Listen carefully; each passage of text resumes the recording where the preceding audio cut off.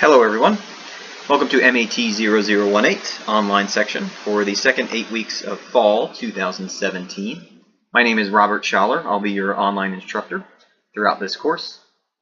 When you log on to Canvas, you should see all your courses for the fall. This course specifically is MAT0018. This is your course registration number, so you should see this 11671 somewhere. When you registered for this course, you also registered for a lab component with the L. Don't worry about that.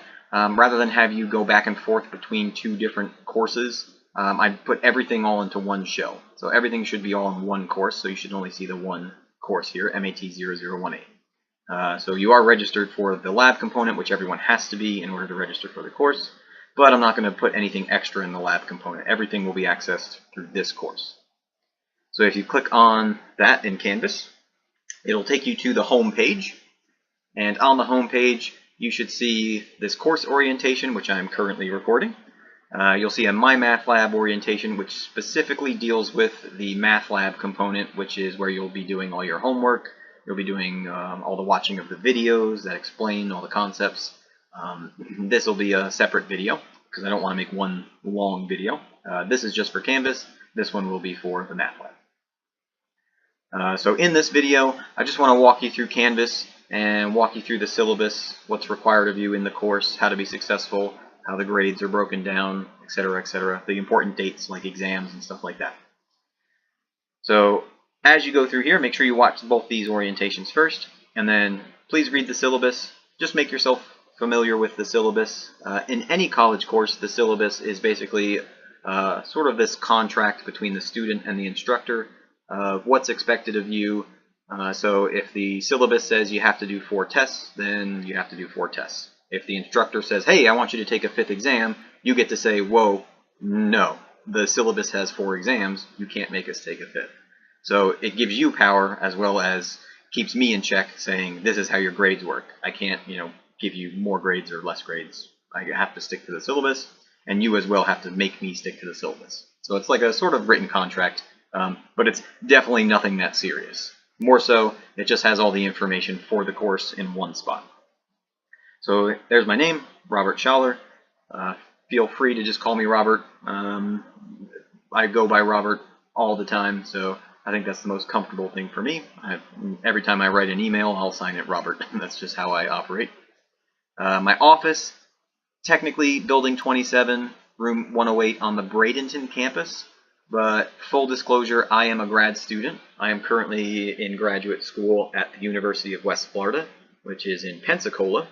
So I'm a little further away than that office. That is just the general math office. So if you do need to talk to somebody, Kathy Fields is the secretary. She's there. She's great. She's super helpful. You can go there if you need to deal with any sort of like paperwork and stuff like that. But me, myself, I am a little bit further away, and some of you also might be really far away, because this is an online course. You can be pretty much anywhere. So the best way to reach me is probably through email. The phone number, again, is just to the general math office, but the email, that's a great way to reach me. You can do it via 2 ways. If you go into your student email, this would be the email you need to put in, schaller1@scf.edu, or you can just go into the inbox and in Canvas, email me through Canvas. So if you email me through Canvas, you can go in the inbox here. If you email me through your general student email through my SCF, this would be the email address for me. Make sure you put the 1 in there so it gets to me. And I'm usually pretty good about answering emails within 24 hours. I usually can send you a response, even on weekends and stuff like that. So I'm pretty adamant about keeping up with my emails. So feel free to email me anything, math questions, questions about how the course is going, any sort of questions you have. Office hours, again, it's hard to have office hours for an online course, so email me and we'll work something out. We will definitely work something out. I'll get you the help you need. Course description, really don't want to go through all this stuff. It just kind of covers all the things that we'll be doing, but it also says that this is not a Gordon Rule class. The Gordon Rule class basically says for college credit. So this is a pre-college level math class. The goal of this class is to get you the foundations you need to be successful in college level math courses like college algebra, statistics, topics in math, liberal arts math, whichever math you need for your degree, even up and on and higher into trigonometry, calculus, stuff like that. So this course itself does not count as math credit for your AA degree if that's what you're going for. But you do need this course to get a foundation so that as you move up the math ladder, you will be successful throughout. So this course is very important. It teaches you the very basics that you need to know. Again, there's a lab required. The way the lab used to work is we used to make you go to campus for an hour a week and sit with a tutor, and that was your lab component. You would do problem solving sessions and things like that. But nowadays it's all incorporated online. It's incorporated into the math lab. So no real extra thing that you have to do with the lab that's required. It's part of the course. It's built into the course. The textbook, you don't have to buy a physical copy of the textbook. All you need to do is purchase the MyMathLab software. So you can get that on their website, or you can get it in the bookstore with your financial aid. If you're using financial aid, you have to get it through the bookstore. Don't quote me, but I believe it's up to about $100 now, which seems pricey, but when you look at textbooks, which are over hundreds of dollars, it's actually pretty awesome, because the MyMathLab software not only comes with the textbook digitally, but it also comes with all the video lectures and tons of tools that work you through the problems. So as you're stuck in the homework, you can just click a button and it helps you solve the homework for you. So lots of great stuff. This software is, it's been polished over and over again. Lots of great stuff in there. But if you do want a physical textbook, this is the textbook, Pre-Algebra and Introductory Algebra by Elaine Martin Gay. We're up to the 4th edition now. And actually, when you watch the videos, Elaine Martin Gay is the one who's actually doing the instruction in the videos. The author actually instructs the videos. And I get lots of positive feedback about her videos. Of course, you can pause, rewind, do what you want to do. You can't do that in a live face-to-face class. You can't pause the instructor and make them rewind. So that's really, really helpful. Probably the most important thing in this syllabus so far is this. This is Schaller 27676. That's my last name, all lowercase, and then those 5 digits, 27676. No spaces or anything like that. No period, nothing. You're going to need that when you get onto the MyMathLab website in order to enroll into my course specifically. That is the code that you plug in that says, hey, I am in Mr. Schaller's 0018 course for the second 8 weeks. So I've set that course up with that code. So make sure you jot that down somewhere. Or you can always reference it back here in the syllabus. It'll stay here forever. Materials, other materials that you need, probably just a basic calculator. You can survive this entire course without a calculator. In fact, the first half of the course, you're not supposed to use a calculator at all. We want to make sure you guys understand how to multiply, divide, add, subtract, all that good stuff without using a calculator first. And then after this course, you'll be able to use a calculator for all the rest of your math classes, at least at SEF. So the calculator is not a necessity, but for the final exam, there are 2 parts. There's a non-calculator part and a calculator part. So I just wanted to make sure everyone purchased a calculator that they're comfortable with, so that when they get to the final exam, they're going to take the non-calculator part, which is part A, and then they're going to take the calculator part, which is part B. I want to make sure they have a calculator they're comfortable with. Basic calculator, very basic. As long as it has plus, minus, multiply, and divide, maybe a square root. Square root's a good thing to have. That's about all you need. So the cheapest thing you can find that gets the job done, that's all you really need. Your phone is not a calculator. If you go to the testing center or you come on campus to take the test, you're not going to be allowed to use your phone, period. No exceptions. So make sure you get just a nice cheap calculator in case you need it. Optional materials, student solution manual. The MyMathLab software actually comes with that, so there's no need to purchase it. But you can purchase a physical student solutions manual that solves the problems in the textbook. Okay, so first most important thing was the code for the course. Second most important thing is this. Monday, November 13th, from 8 a.m. to 8:53 a.m. That will be your midterm exam. Monday, December 11th, from 8 a.m. to 9:53 a.m., that will be your final exam. So you'll have one midterm and one final exam. They have to be proctored.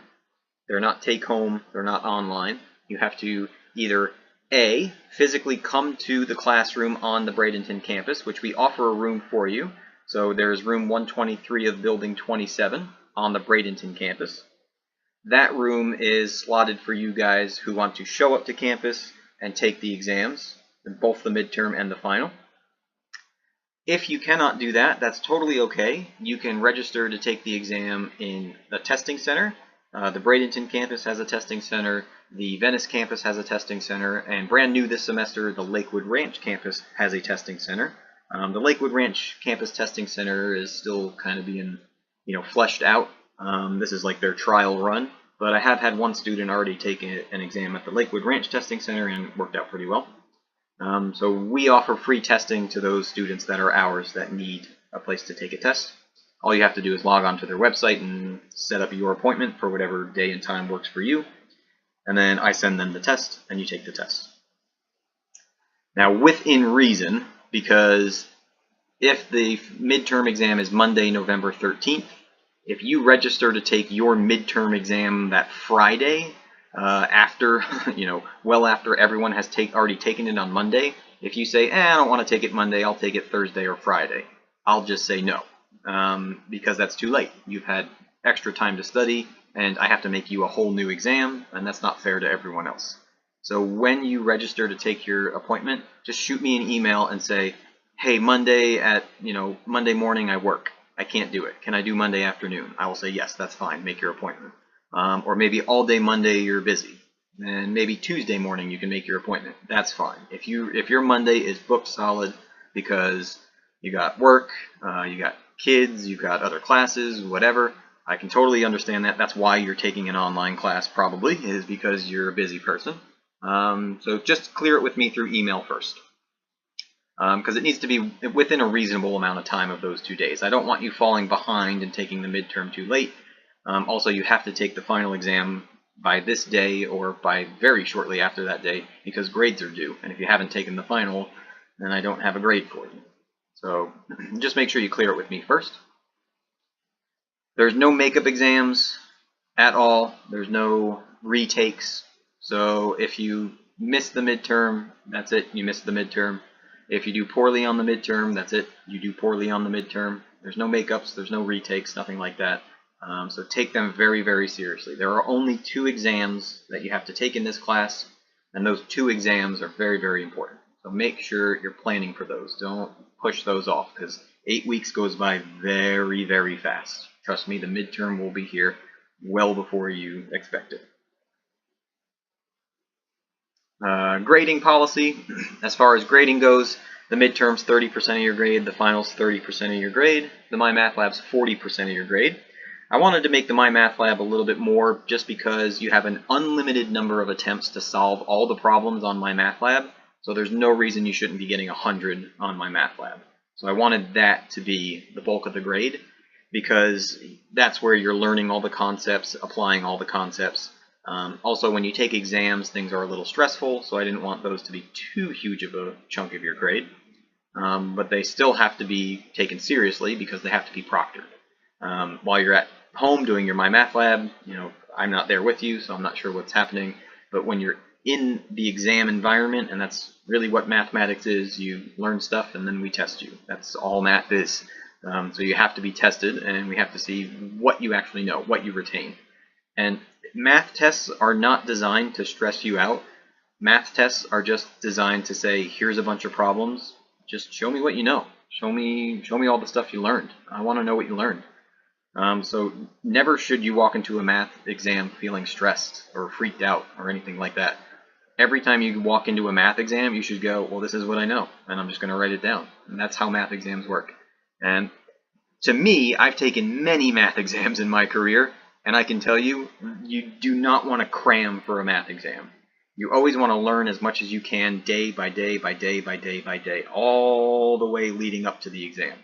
Never, ever, ever have I crammed for a math exam and felt good about it. It's always a last minute, oh man, I don't know anything, I need to learn as much as I can immediately. That's not how you do math. It's just not how it works. So as you're working through the math lab, make sure you're going over those concepts regularly and studying them. And then your preparation for the midterm will be very brief. It won't be anything crazy. You'll just kind of review the stuff you've been reviewing all along and take the midterm.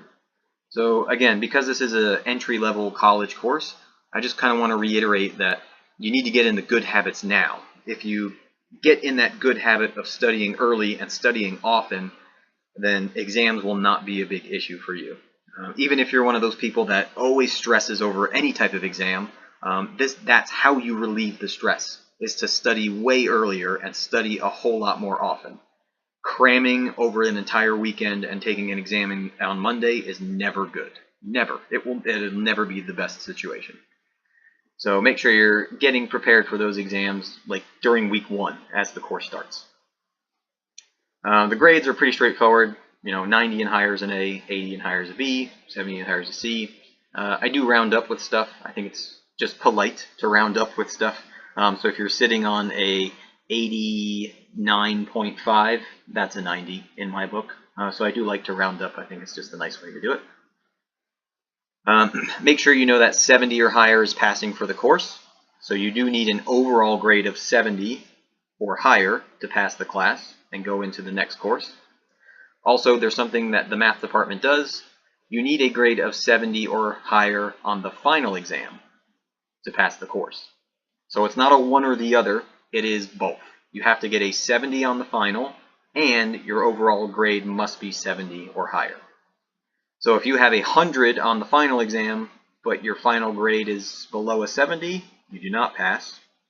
Vice versa, if you have 100% for your final grade, but then bomb the final and get a 50 on it, you do not pass. Even though your final grade might be, in the upper 80s or lower 90s, because you had 100 going into the final, if you get anything below a 70 on the final exam, you do not pass the course.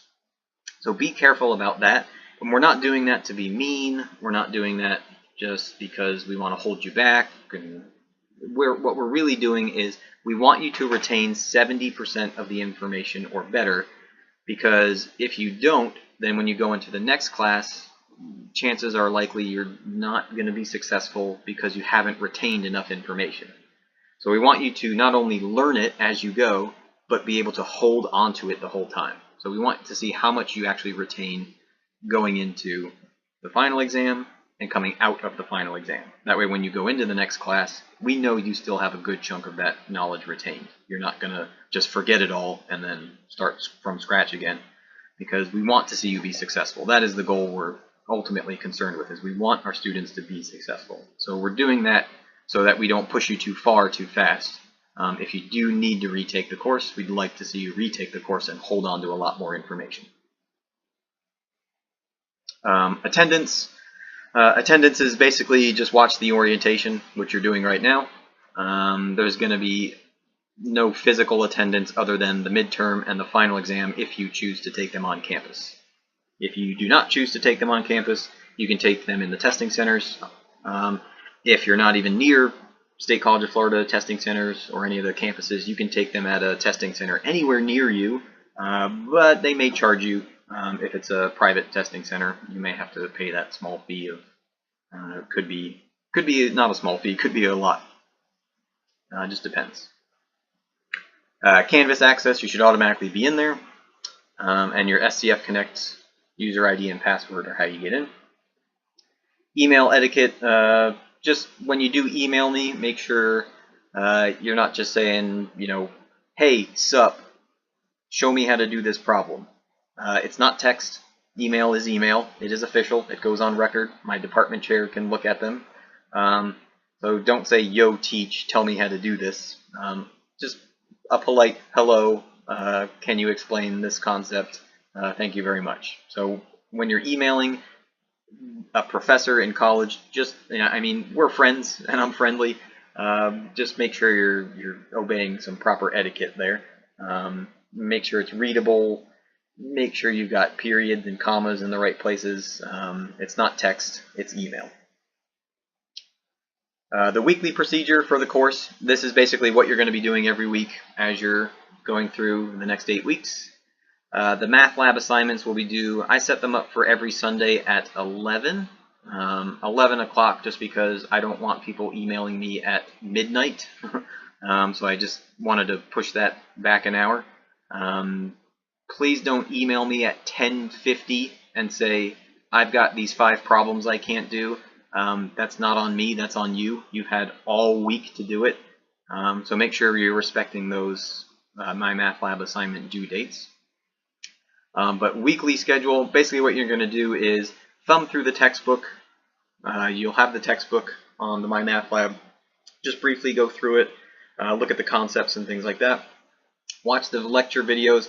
This is where everything's going to really start to come together. You're going to watch Elaine Martingale explain all the concepts. I think she's a much better teacher than I could ever be. She's written the whole book herself. She's written many other books as well. So she explains all the concepts that you need.